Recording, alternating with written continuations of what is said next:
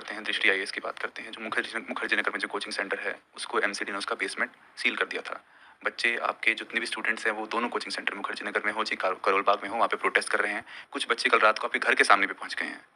बच्चों में बहुत आक्रोश है, वो जस्टिस चाह रहे हैं। कहीं ना कहीं आपको ये भी लगा है कि दृष्टि आईएएस से कोई चूक हुई है?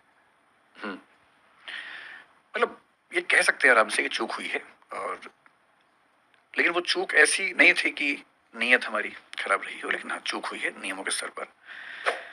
इंटरेस्टिंग बात या विचित्र बात यह है कि अगर आप मुझसे पूछें कि दिल्ली में कितने कोचिंग इंस्टीट्यूट्स हैं, मेरा ख्याल है कि उनकी संख्या कम से कम 1000 तो होगी ही, शायद ज्यादा होगा, 2000 भी हो सकते हैं, ज्यादा भी हो सकते हैं।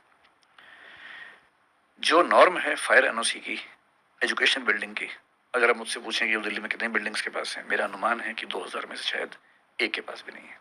एक के पास भी? जी, ध्यान रखिए मैं जो कह रहा हूँ, fire NOC for educational building.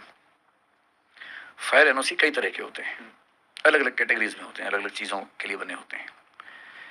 ऐसा नहीं है कि कोशिश हमने या बाकी इंस्टीट्यूट ने नहीं की, पर क्या होता है कि जब कोई हादसा होता है उसके बाद मोटी मोटी चीजें सतह पे आती हैं कि फायर एनओसी नहीं था, या ये नहीं था, या वो नहीं था, और जनता का आक्रोश फट पड़ता है।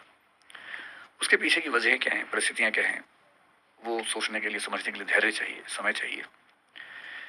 तो मैं असल में 3 दिन से ये भी चाह रहा था कि पहले सारी स्थितियां सामने आ जाएं, क्योंकि 1-1.5 दिन तक तो ये स्पष्ट नहीं हो रहा था कि कितने बच्चे थे, क्या स्थिति है। धीरे धीरे चीजें स्पष्ट हुई, तो फिर आज ये मीटिंग हुई, तो मेरा ख्याल है कि अब हम उन सब बातों पर ज्यादा स्पष्ट रूप से बात कर सकते हैं। जहां तक बात है हमारी बेसमेंट की, हमारी बेसमेंट मुखर्जी नगर में थी, करोल बाग में हमारे पास 4-5 बिल्डिंग्स है, उनमें से एक बिल्डिंग की बेसमेंट सील हुई है। बेसमेंट जो करोल बाग में थी वो अप्रूव्ड बेसमेंट है, अप्रूव्ड कमर्शियल बेसमेंट है, जिसमें एनओसी पे लिखा हुआ है कि उसमें ऑफिस चलाया जा सकता है, उसमें ऑफिस ही चल रहा था। पर अभी एमसीडी पर जो दबाव था, उन्होंने